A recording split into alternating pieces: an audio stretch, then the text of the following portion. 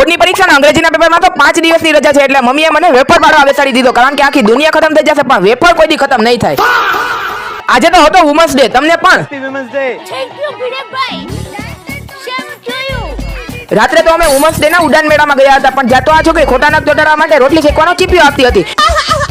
હજી તો હું મારી બેનને લેવાની ના પાડતો હતો તો એની ફ્રેન્ડ લેવા આવી ગઈ.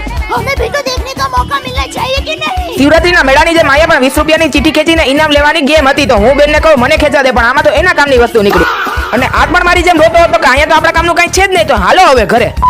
જય દ્વારકાધીશ મિત્રો, હું મંથન ધોરણ 10 નો વિદ્યાર્થી. ધોરણ 10 માં 95+ લઈ આવવાના ચેલેન્જ નો આજે છે 76મો દિવસ. જે તો સવારમાં વેફર પાડવા મમ્મીએ અગાસીએ મોકલી દીધા અને ત્યાં તો સામેના ઘરમાં હજી આ છોકરો પિચકારી લઈને બેઠો હતો અને એના મમ્મી તો દવા પીવડાવવાના સ્પેશિયાલિસ્ટ ડોક્ટર નીકળ્યા અને આ તો એના જ ગમમાં ડૂબેલો હતો.